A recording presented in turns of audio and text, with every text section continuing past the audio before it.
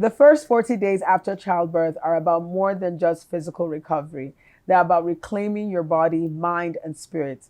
But how do we navigate this transformative period where self care meets cultural wisdom and healing takes precedence? In today's episode of Hercast with Dr. Chito, we're joined by Dr. Ajimego Ikuenobe, a medical professional, early childhood development specialist, and the founder of Omugwo Academy, a groundbreaking platform offering culturally relevant resources for maternal and child health. With over 10 years of experience transforming lives across Africa, Dr. Mego is at the forefront of empowering mothers with the knowledge they need to heal holistically during the postpartum period. As the founder of Lead Oak Women and Children Foundation and a consultant with the World Bank, she's been leading impactful projects that prioritize responsive caregiving, positive parenting, and early childhood development. Her passion for empowering mothers and children makes her the perfect guide for understanding how the first 40 days can truly transform your journey into motherhood. This episode, I guarantee, will inspire you to prioritize yourself in those 40 days. Don't miss it.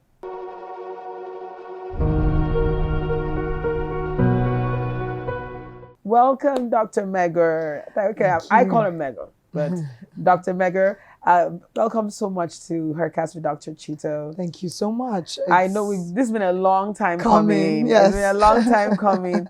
And so to have you here to discuss postpartum, tell us about Omugwo First Academy, because I want people to understand why you're the perfect person for this topic. Yeah. Okay, thank you, Dr. Chito, and thank you for having me here. Like you said, Omugwo is a digital platform. I think it's a pioneering kind of platform because here it's an intersection of where medicine meets the time-honored practice of postnatal rituals, the way we do it in Nigeria. Omugwo, the word Omugwo is from the Igbo language in Nigeria. In Yoruba, they call it Itoju Omo. In Hausa, they call it Jego. All across Africa and indeed many other areas of the world, it just refers to this confinement period of about 40 days. For some, it's more, for some, it's less, following when the woman has a baby, where there's a kind of care that from time immemorial, it's known that a woman will need to be given for her to recover, because that period is critical after birthing a baby. And so for me, Omugwo Academy was born out of my personal experience. First of all, as a medical doctor, but then again, I have 4 kids of mine. And I have had both extremes of the postnatal care experience. I've had the best of it with my first 3 children while I was still here. And then I had my mom for most of them and my support system and all of that. And then the 4th child who you took delivery of, but then we had to leave the country when the child was 6 weeks old. And for the first time, I realized that I had been recovering so well after childbirth, not because I'm a superwoman, but because of the support system that I had. And then I did get to experience postnatal depression, postpartum, everything. And so haven't tasted the best and the worst. And of course, with my experience as a medical doctor, early childhood development specialist, Omugwo Academy was born. It's an institution that is designed to support African mothers, not throwing away the baby with the bathwater, because I realized that Omugwo is a practice that we're fast losing. And we'll talk about that as we go on, because there are certain things that come with it, and sometimes it's not done rightly, and it can be harmful if not done well. In anybody's house. You're going to do it, Dr. Chito. Get ready. You're going to be that grandma that does come to my house. Yes. Well, whatever, whatever works. I'm just joking. Exactly, if that's what works. But however we need to do, we must not throw away the baby with the bathwater. It's very important. It's about extracting the things that are positive in it, making sure they are grounded on based on scientific evidence, global standards for taking care of a woman postpartum and the baby as well. And it's also support to the whole family. We often forget the fathers who also have had a new baby and need to be, eased into this new, their new real and their new everyday. So, yeah. most times when you have a baby, you're always advised, oh, make sure you rest. But honestly, it's funny because when I had my child, my first, the first, and they said, make sure you rest. Between the excitement and adrenaline of having a new baby and then trying to keep up with feeding, trying to do all these things they tell you to do, I felt rest was kind of an impossible thing. And some will say, oh, no, you can nap when the baby naps. I felt like when the baby naps is when I'm doing the laundry or something. And so what does it mean to truly rest during the first 40 days? Yeah. And why is this period so critical for a new mother's recovery, as sometimes impossible as it seems to do? Yeah, a very great question. First thing is that, like you said, why is it important? Because that woman has just created magic. Like, if you really think about the process of incubating a baby and nurturing that baby until 9 months and until you give birth to that baby, and just the real, I mean, you're an obstetrician and you see, you take people through, in a sense, that's valley of shadow of death every time. It takes a lot from the body of that woman. And over the 9 months that her body has been preparing and nurturing that baby, it's literally like the best of everything is being harvested to make sure that the baby's okay. And now when the baby's here, at least we need, if not anything else, close to about the same time, I think, that she needed to nurture this baby to this stage where the baby is, full age and ready to be born, for her body to also recover. A lot was going on there, a lot of hormones in the process, a lot of, if you want to think about it spiritually, mentally, emotionally, and then physically, just the sheer changes that go on in that period. So that's why it's important. And why is it critical? Because in a sense, it could be a make or break period. Yes. Yes. If the recovery in that period is not handled well, it can give rise to all sorts of complications that will affect the mother and of course now the new baby, the family, in the immediate postpartum, and then later in the future, from things like having postpartum depression, where it can get so bad that it becomes postpartum psychosis, and the mother cannot even take care of the child, or feeling like she needs to kill the child and all of that, up to other consequences, effect on her body just because she's not been given time to heal, or nutritional deficiencies and all of that, which in turn will affect the baby. I say that because I think about what you said in the opening and how you found it hard to rest. And that's so true for many of us. Yes, there's that excitement. For me as well, with my first, I did that. But my mother-in-law kept telling me, this is not how it is done. Oh, you will not survive. This is not like you don't do it this way. Don't do it this way. And I learned the hard way, because after a while I actually crashed. I was doing it because I thought, I felt good. I felt strong. My mother had mentioned, I cannot sleep. Yes, I want to be involved in everything and all that. So I think it takes a mind shift first for us to understand, as women and as people surrounding the women, to be able to give the kind of support that they need in that period, that it's going to need a lot, and it takes a village. That's why our tagline in Omugwo Academy, it takes a village. It does take a village. To raise a child. And so when you as a mother realize that this rest is not a luxury, it's a necessity, it's a lifesaver. You cannot give what you don't have. You cannot pour out from an empty tank. And in resting and recovering, what you're doing is to fill that tank so that you can have, because usually what's on our mind is, how we want to give the best to our baby and be the best for our baby. If you really want to be the best for your baby, you will take out time to rest and to receive the care that's been offered you, where you have that blessing. And in areas where you don't, it's some of the things that we talk about in Omugwo Academy, because you have to sit initially before the baby comes to actually design what is it going to be like, who can help me. Think about when we're... hardly think about that. So that's important to emphasize. That planning prior to birth of who is my support system. How am I going to cope through this? How are we going to, it's very important. Absolutely. So in our courses on Omugwo Academy, both for the moms and for the fathers, it's categorized in before baby comes, when baby comes, and then after baby, like getting ready to go back to what you call your normal. A lot of in fact, if we utilize the time before baby comes very well, it will be a breeze. It will be a breeze. At least it will, proper planning, actually thinking through who is available to do what and when, almost And because if you are, for example, you know, like we have lots of Nigerians in diaspora and it's you not don't have easy. your, It's not, yes. well, I had my babies there. Yes. Literally those times was Yes. me and my baby. Yes. When I had the second, was Yes. me, my first, who was 6, Oh and the baby, and you're on your own. Yes. You know, until yes. people could get to you here and there. But in the beginning, you're handling at least the first 2 weeks and that's on your own, is not okay. Your husband is maybe in Nigeria, you're in America. Exactly. So people have those factors as well. And that's not okay, because really. Very important time is lost in those first 2 weeks. Yes. Where, if you know, in some parts of the world now, they have evolved their own Omugwo heritage into, because of course westernization, and like I said, that's why we're losing it fast again. Now they have postpartum hotels. Yes. So you check out of your hospital but you don't go home, because like you said, that's a good one. Yes, and then you go into the postpartum hotel where you have round the clock care for both you and the baby, so that you can rest and recover. So for those of us that might not be in places where that's available, or you, and at the same time you don't have the kind of community family support or the finances to pay yes, for it all as the well. finances, it's to actually think through your ecosystem and see in your community. And that's why, I mean, community is very important.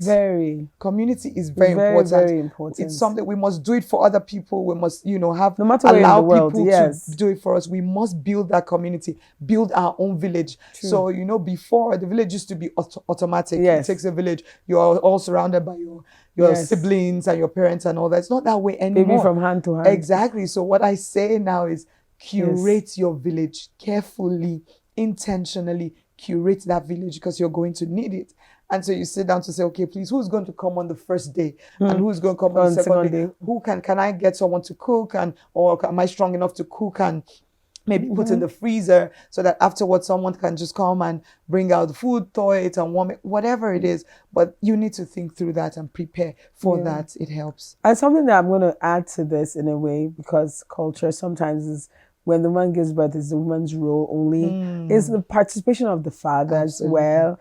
I think here, because you have all that community support, it fades that part off. So now, which we're talking about, which we're going to talk about more, now that things may be evolving and changing when it comes to Omugwo, is that it means that the husbands or the fathers of the baby must be now more central in partnering with the mother to be able to get through that first 40 days as well. It's no more, I'm off to work, I don't know what you guys are doing, women will take care of it. It's now like, okay, who will feed the baby at night? Let's take turns. I will hold the baby in the morning, then maybe you can feed the baby at night before you go to bed. So there must be, and people will say, Oyibo, but at the end of the day, you have to, and for those who say Oyibo means Caucasians. Foreign stuff. Foreign stuff. But you have to be able to change that, like bring fathers in. And I always tell mothers when they see me, you start by bringing the fathers in your prenatal. Absolutely. The bonding starts from the moment you see the first ultrasound. Let him be there and see the baby grow from 8 weeks to 12 weeks to 20 weeks to all the things happening in hearing the doctors see the work. He now becomes so engaged in it that when the baby is born, he feels he's so much part of it. Right. And so I think that's important as well. Yeah, I'm glad you touched on that, because like I said, in Omugwo Academy, for us, the fathers are very central. We have their own course, we have their own programs, and also it's following the same things. What do you do? How do you prepare as well before baby comes, when baby comes, and even self-care for fathers. We often, disregard that. And you're right, in my work in Omugwo Academy, I've actually come across quite a number of men who are happy and saying that, you know what, when my wife first had our first child or second child, and her mother came and my mother came, I actually felt left out.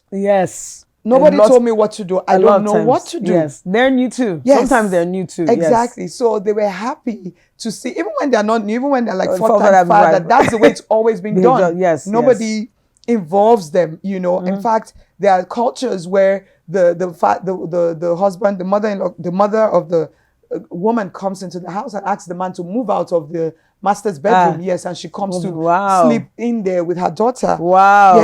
And of course I don't agree with that. Those are some of the things that because you can still be there and still support and not do because that. they're missing out. Absolutely. You know, when you even feed the baby and they're doing that exactly. and that, all of that bonding, they're missing critical. out. And you know, for early childhood development, you know how much that also feeds and fuels brain development from day one, like even from when the baby is in the womb. So that connection with father is very important. And we should start early. The earlier we start and the earlier the fathers feel more prepared, I think that the more they feel more capable because of what they have learned and how they've been equipped, there'll be more, I think we'll have more men who are, and now you see even paternity leave, even in Nigeria. Now, many organizations, you know, are doing that to give them the chance to actually contribute and be part of it. It's so important. Just, I know we might not come back here, so I just want to mention that studies have shown that children whose fathers are more involved in caregiving, not just anything else. Yes, you provide and all that, but caregiving, they actually end up, so caregiving and in their day-to-day lives, they end up doing better than their peers in school. They have a higher self-esteem and self-confidence, and they are less likely to engage in risky behavior when they become teens. I think that's very important message out there. That's very important. Thank you. I'm grateful that you added that into this. Most times you have a baby, and this annoys me sometimes. People expect for you to just bounce back. You know, okay, now the pregnancy is over. That's the hard part. Oh yeah, just bounce back. Do you understand? And I feel like that notion has to change, you know. So my question would be, how can we shift the narrative from societal pressure to bounce back like you've had the baby to embracing a journey of healing and self-compassion in the postpartum period? That's so good. I mean, just like you, that phrase is something that really gets to me, and I think it does a great disservice to the role of motherhood and just what you've done, you know, what that 9 months, that whole process of incubating, nurturing, and birthing a child is, and even takes away from the journey that it is, because it's really the journey of becoming. That's it. And I mean, I went through it too. And initially, I also wanted to snap back and all of that before I had to reorient myself and learn that, my God, what's actually going on here is something really sacred. What's going on here is something really powerful. I'm growing, I am becoming. I'm never going to be the mega that I used to be, but I'm actually improving and becoming better in so many beautiful ways. And it took a moment, but when I was able to accept that, that was step one. So I think that it begins with you, it begins with me. We must accept it, first of all, as women. We must also accept it as a community. Because you see, many times the pressure comes from external. Comes from outside the mom. She goes somewhere and says, you put on so much weight too. Those are the issues, you know. And then this is someone who's dealing, you know, all the changes that keep going on as hormones are being withdrawn now, and she's coming to, you know, a lot that she's coping with, and now she also needs to cope with, oh my God, the way I look and all that. So if we see it as a marathon and not a sprint, I think that will help. Again, I say that if it took you 9 months to be able to do this miracle of birthing a baby, you should give yourself at least 9 months to a year. First of all, you know, to allow the process, because when you put that pressure on yourself, it also robs you most of the time of the journey, of the joys of what has just happened, of what's going on with you, and just actually appreciating the wonders of what your body can do. You know, after my fourth child, I mean, and this was me tiny. When I got married, I was like 58 kg or so. I actually hit 98 kg. After my fourth baby at some point. I don't even know how that happened. Don't ask me. But I'm happy for the way, because at that time I'd grown, I'd learned a lot, I knew more. And it was great. I took my time and I took like 2 years. And from 98 kg, actually, of course, with certain lifestyle changes and things that we know, but without the pressure, I went down to 71 kg. I mean, now I've put on, you're good. I'm eating pounded yam and enjoying puff, but I'm happy. That's the thing. I have learned to be able to embrace myself, even on whatever journey it is I am, to love and accept this body the way it is, and then do what I need to do. And so I think the focus should be on strength and on being healthy, and on being the best version of myself, being grounded, mentally healthy, emotionally healthy, and sound, spiritually sound. That's what the focus should be on. So even on my weight loss journey, I tell many people that weight loss really for me was a side effect. It was a health journey. That's the most important thing. Focus on good health, on fitness. Just leave the weight loss, and it will all come together. The most important focus that I want to be healthy. Absolutely. I want to be healthy. I want my blood test to be normal. I want to just live a healthy life. You know, that's, I think, what you just said now is very important. Now, I'm going to go into something funny before I go into the other serious stuff.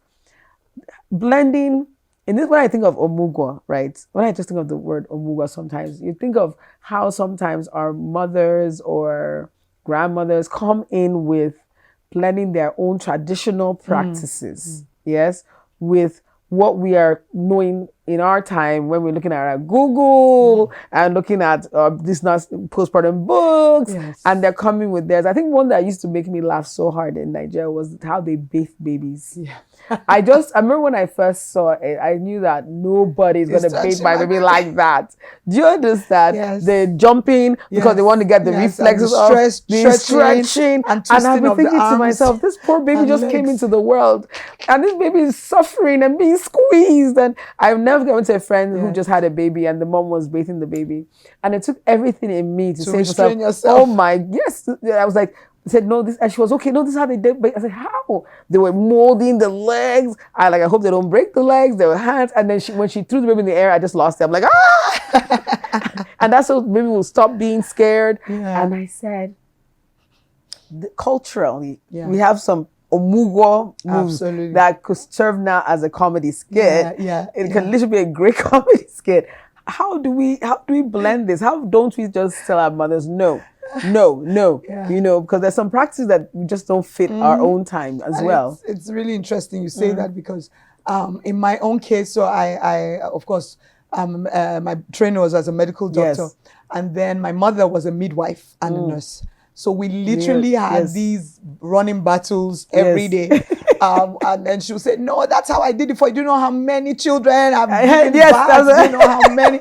You know, so it was great. And before she passed, we were actually able to record some skits. So we did it of the arguments where she's like, you know, no, is this? And I'm like, because my mom was just and such didn't a you drama. Survive? See you now. She was, you know, and all of that. So it's so you know there's a lot of comedy. I'm telling you, I'm part of that now that we think about it. But that was one of the reasons why I founded Omugwo Academy, because, like I said in the beginning, we shouldn't throw the baby out with the bathwater. This time-honored practice of Omugwo, when practiced correctly, is amazing. Yes, is amazing, and in fact, the studies are showing that in parts of the world where they have kept this ritual or their culture of this postpartum confinement period, they have lower cases of postpartum depression. They even have lower complications, because then you have people around and checking and being very involved with what's going on with the mother, such that they're able to notice things easily. For example, if there's any bleeding that, or you know, or there's any mental health concerns, they can pick it up quickly and then they can escalate it. So what we have done is to bring the good parts of it and then merge it again, make sure that everything is based on science and medical facts, and now it's wholesome and now it can be good. And so if you go to our website, for example, you will find, for the first time, see answers to questions like, should I give my baby agbo to drink? Should I allow my mother-in-law put concussion or toothpaste on my baby's navel? All those kind of things. Should we put stuff on the anterior frontal? Because those are the kind of things that cause the arguments and all of that. And while we had Baby Center, UK and US and all of that, we really couldn't find somewhere in Africa where we could go to get these. If I look for Aboniki balm on UK, you know, I won't find it anywhere. Like, can I use that on my baby? Because that's what my mother-in-law is saying. So I say that to say that if you think about what Omugwo was designed to be, you know, you're a new mom, you're surrounded by people with whom you feel safe with, you feel supported by, who know the right things to do. And that's why, again, on Omugwo Academy, we have courses for the caregivers as well. And I suggest that you get whoever caregiver, whether it's your nanny or whether it's going to be your mom, whoever is in the best position to actually go through the courses as well, or you share the things you're learning with them before the baby comes. Have those conversations. That's what I said, yes, before the baby those conversations. What is okay and what is not okay. For the bath that you said, now, you know, sometimes, again, some of the things we teach is, how to choose your battles, exactly. That battle will be my battle. Yes. How to choose your battles, because and they pinch the nose. I'm like, what is going on? Because you don't want to. Because sometimes there were days when my mom cried and called my husband. She doesn't want me to take care of her. She doesn't want me to take care of my grandchild, because I hadn't learned for us to have those kinds of conversations and come to agreement on what we're going to do and what we're not going to do. I needed to also be willing to give a little. So I usually categorize these myths into what's harmful and what's not. And so, like, putting thread on baby's hair when they're having hiccups. That's my next question, sir. Yeah. Knock yourself out, because it's not harmful to the baby, even though I don't believe that it works, and we laugh about stuff like that. But you also need, because the people taking care of you also need to feel wanted and need to feel that they're adding value. So that's where that delicate balance is. So, but what we need to do is to keep the parts that are good, because when it's done correctly, you literally sleep, you wake up, you feed the baby, bond with the baby, you eat your pepper soup, the best kinds of food that you need, you sleep, wake up, repeat. Yes. Get your massages. Let's not forget the 2 times in a day massages, morning and evening. You are being... that was I didn't explain this kind of... yes, that's what... that is Omugwo.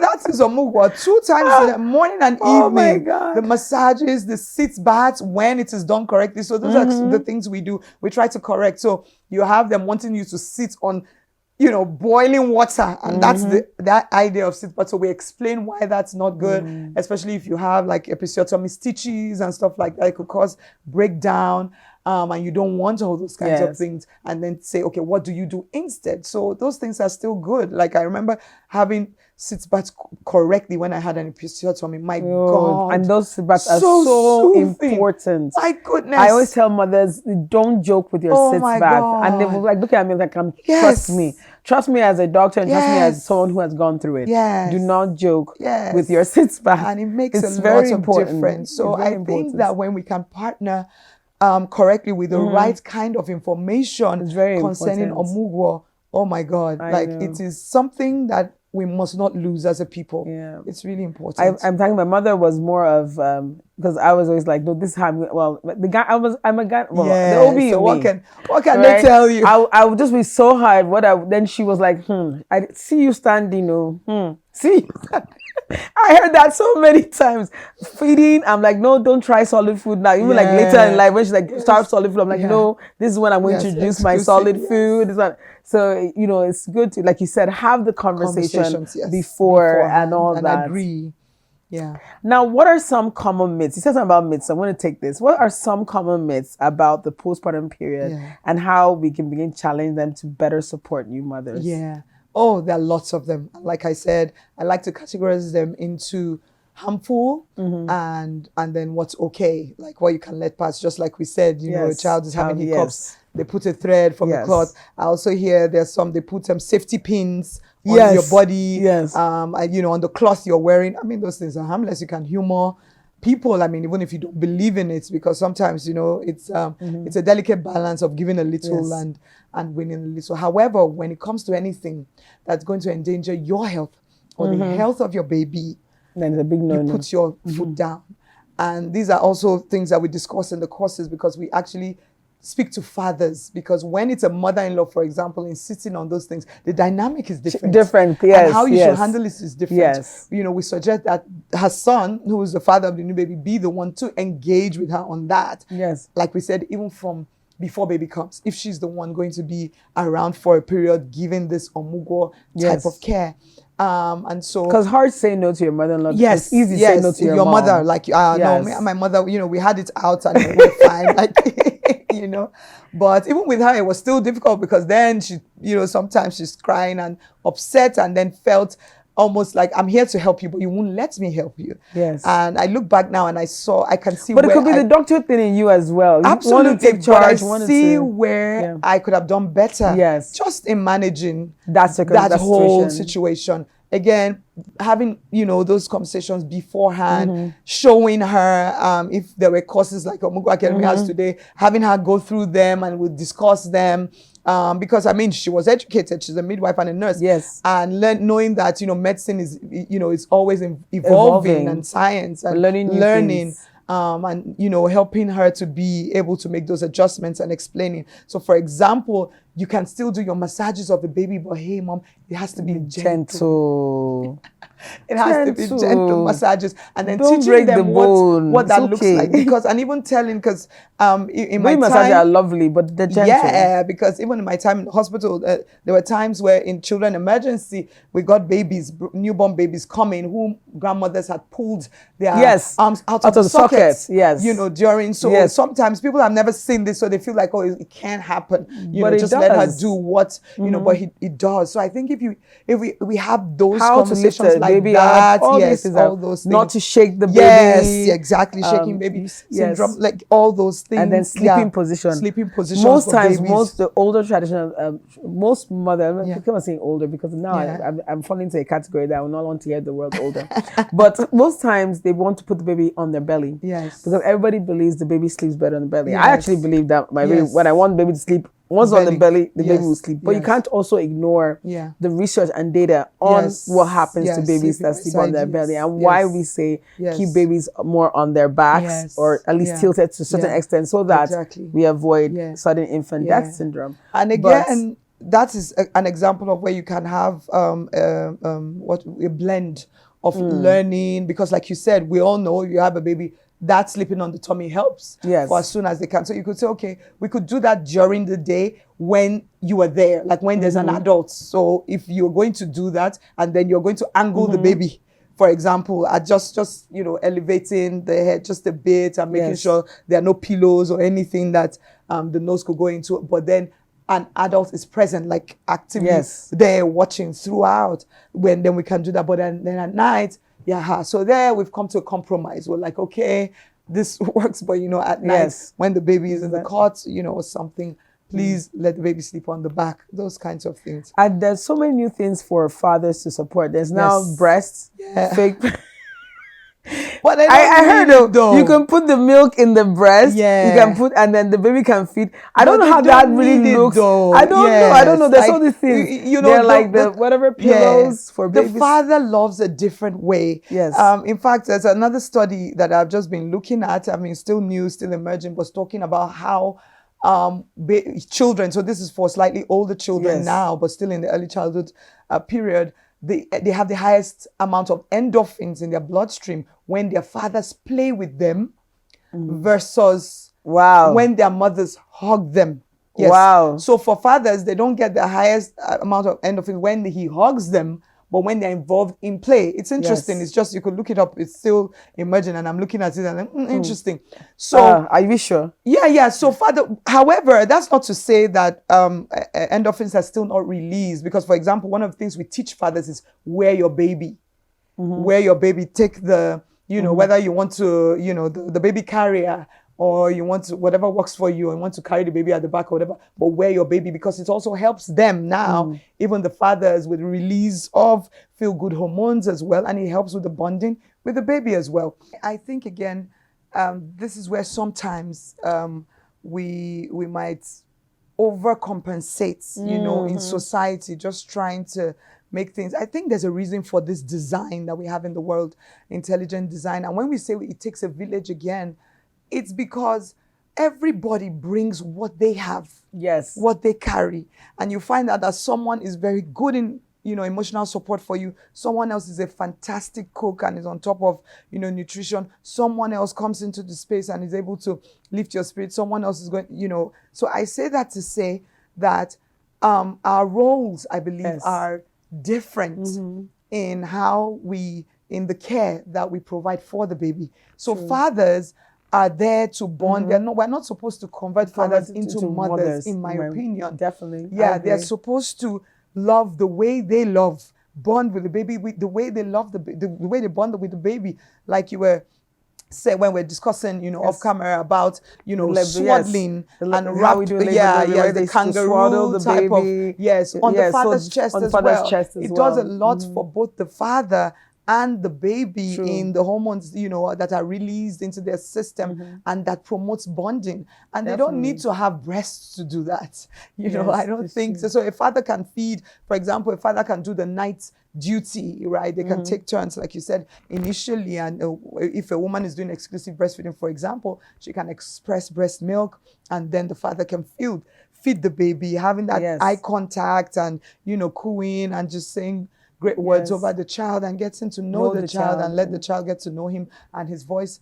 We don't need many of these contraptions. No. We don't. It's just, I think that was just business. Yeah, exactly. Yeah. In what ways can nourishing foods and traditional postpartum practice help in reclaiming your strength, energy, and overall health after childbirth? Yeah. Because nutrition is important. Very, very important. You know, like we said in the beginning, what's happening when a mother is incubating a baby, the best of her, in a sense, is being harvested to make sure that this child is okay.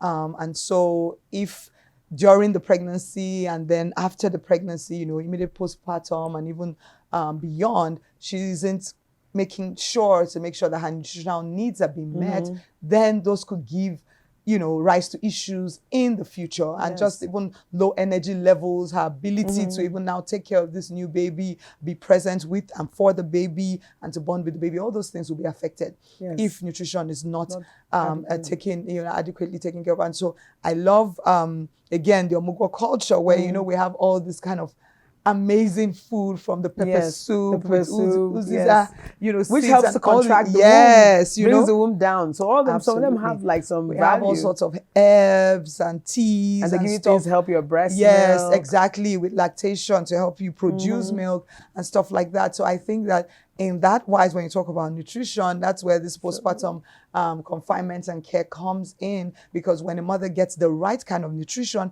it definitely empowers her body, helps her to heal better and quicker, and also equips her to be able to take care of the baby rightly. As to the other cultural practices, I think we mentioned the massages before, which I personally love. I know. That gives you at least some relaxation, stress relief. Absolutely. And just the care of other people, also taking care of other things around. You mentioned, for example, how because you had your babies, you know, in a part of the world where you had to be alone. And then so when the baby's sleeping, you're doing laundry. That doesn't happen in normal. I know that now. Can't happen. It can't happen now. What are you doing with other things are being taken care of. Hey, your job is to heal and to recover. And it's really beautiful. And, you know, whether you don't have a mother that can do that for you again, or I found out, you know, in one season of my life, I trained my nanny to do that for me, you know, before the baby came, so that she was, because at that time, my mom was still around, but she wasn't as strong, you know, health-wise as she used to be. And I found that works in different settings. When you have that, when you don't have that, like I said before, you could create almost like a list, you know, ask people. And the truth is, people actually want to help. They want to help. But don't know how.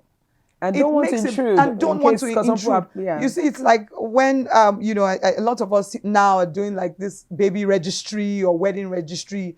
And people actually like it or appreciate it, because then I can get you something that you want, that you need. Because I could actually spend more money, but getting you something that you don't even appreciate, and that you might just store in the cupboard for like the next 10 years. For, you know, weddings and all of that. So in the same way, I think we can move the registry to now being, look at what I need, care afterwards, especially if you're in a part of the world where you can't have someone come stay with you full time to take care of you. So we enlist friends, enlist colleagues, anybody who wants to help, and of course can work with your system. In that you're saying, okay, this is what I need. And then it's even good because you also get to determine how far and no further. Like, okay, for this person, okay, just cook for me.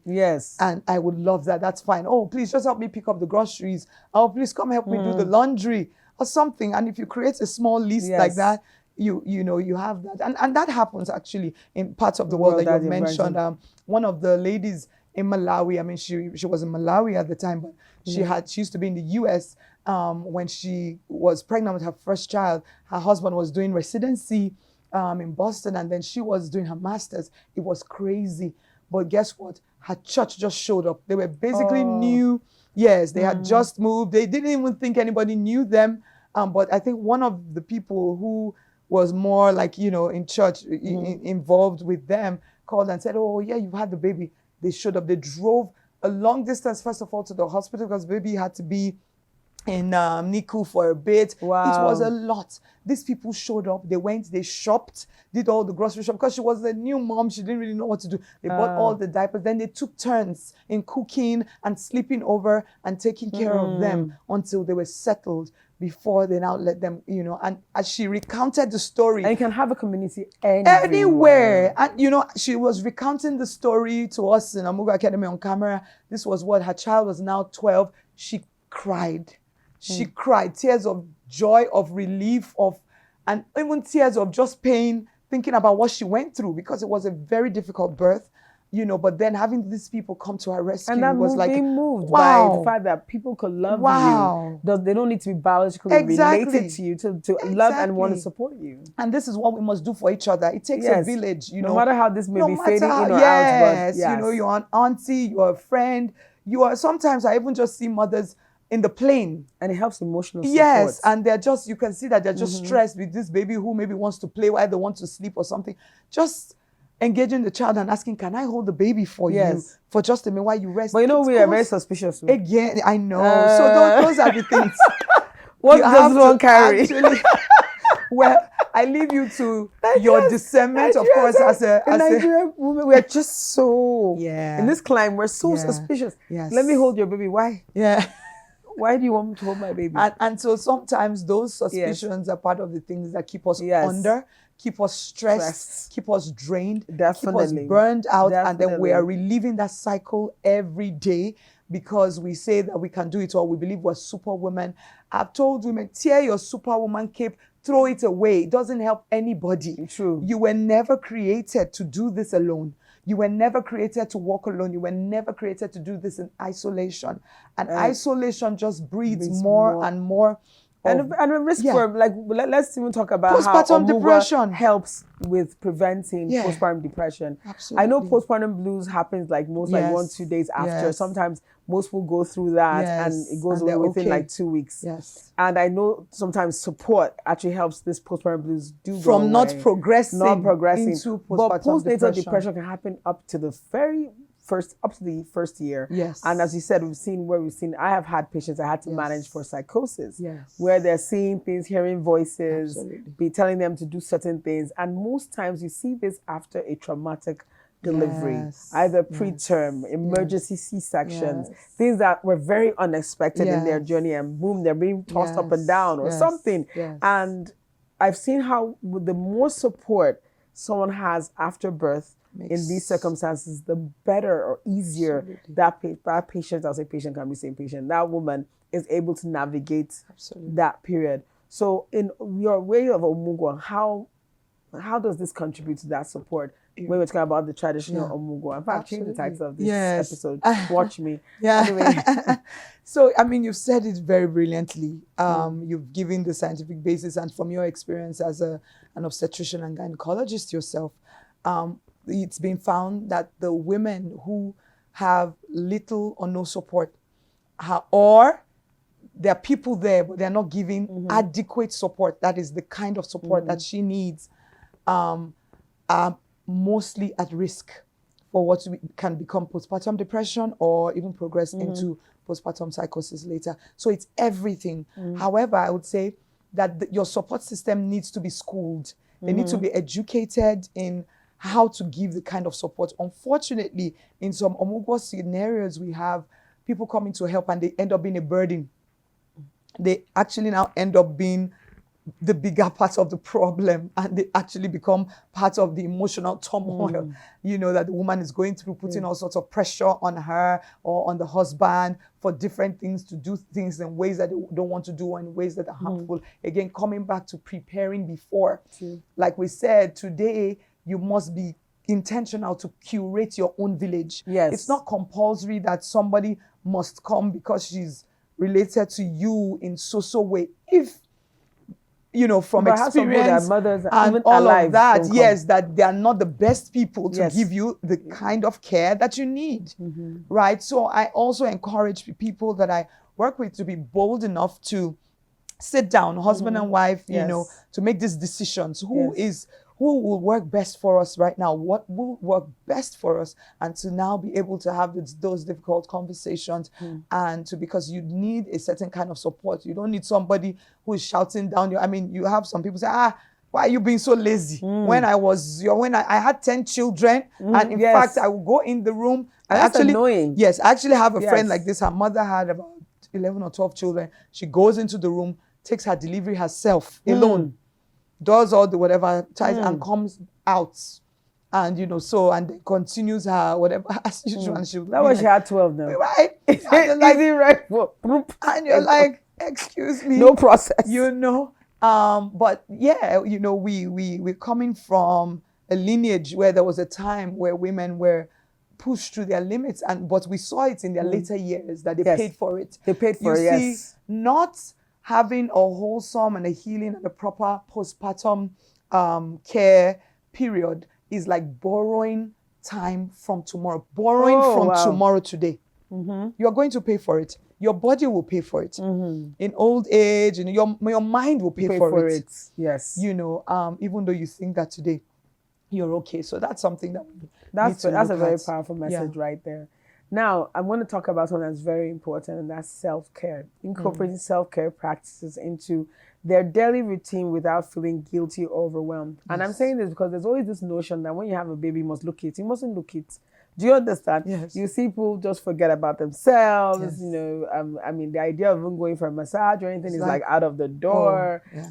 You know, just the self-care. I want to look good. Or some people have satisfaction in having nice hairstyles and all that. Then all of a sudden you see them wearing the same dress every day, maybe 4 days in a row. You see them, you know, I don't think it's okay. But some people feel guilty in the sense that I don't think this is a time for me to be looking good. And I wonder why. I'm like, why?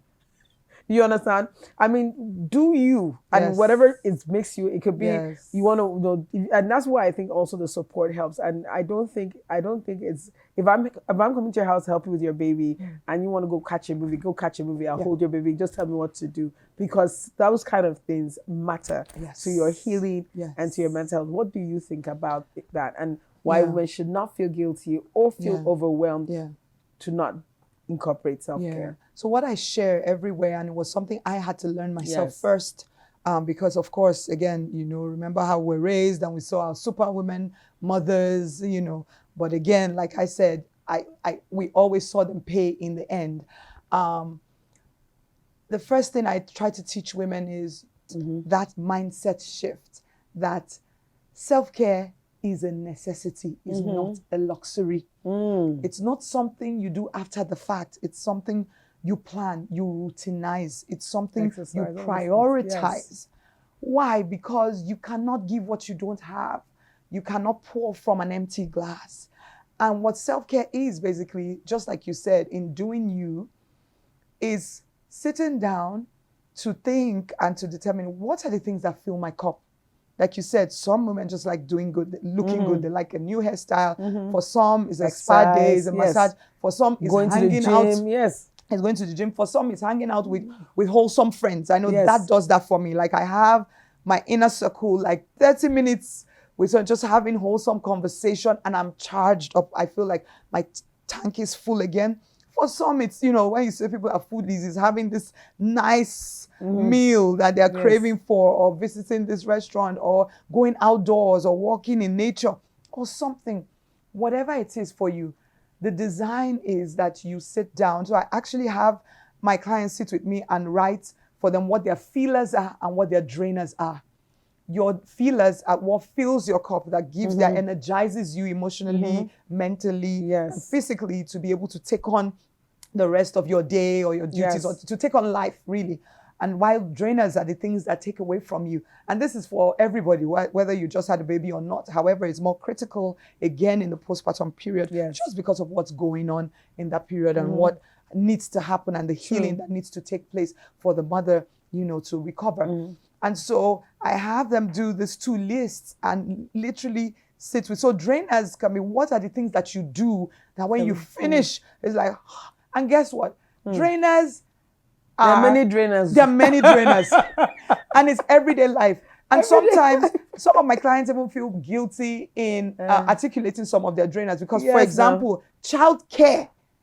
You might like it, but it could be a drainer for you. I love my children, but I think I'm just like, yes. So for me, for example, I find that what I would just permit me for the purpose, don't take this out of context, what I would call mundane childcare. I mean dressing up, bath, this, that, those kinds of that. While I know that, of course, I can use it as very special bonding moments and make them quality time. But I found, especially in these periods like postpartum care for me, I found that very draining. They became one of my drainers, right? While feelers will be when I'm having just quality time, playing with the child, talking, carrying, breastfeeding. Oh my God, I loved breastfeeding.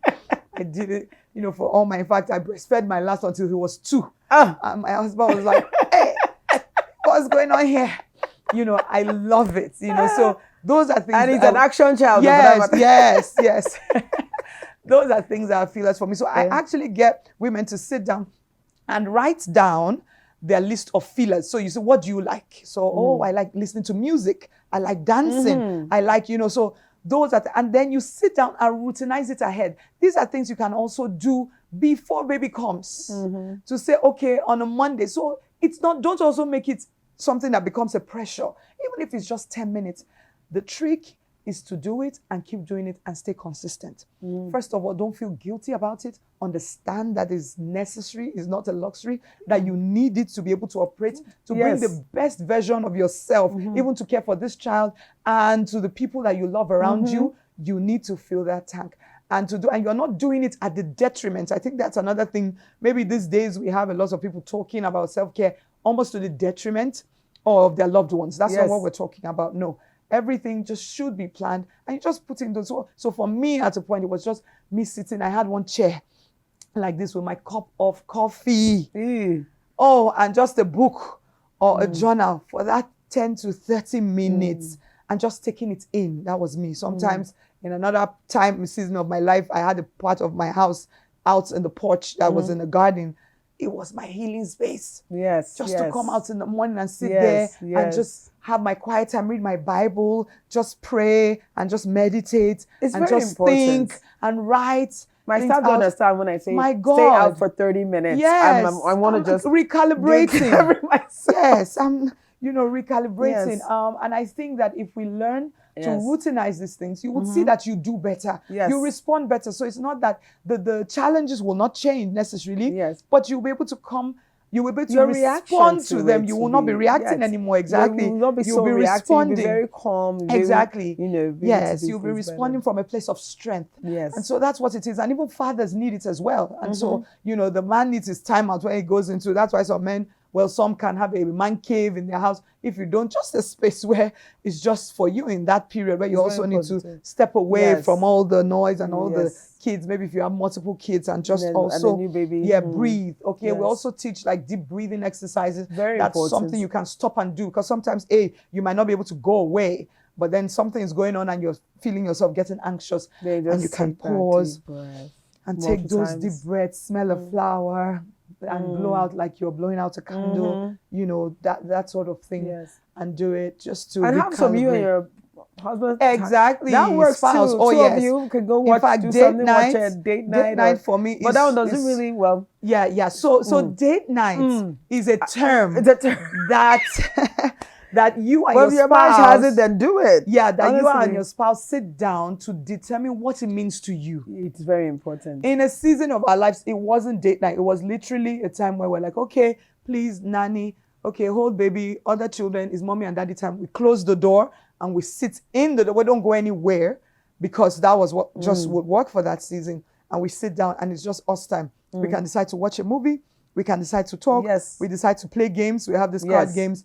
Or we just decide to do deep conversation where it's not about the baby milk and who is going to do this and children's school and all of that, but just deepening our bond and our relationship and asking, how are you really?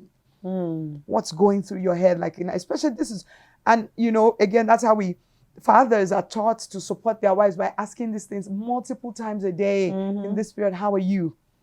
How are you feeling? What are you feeling right now?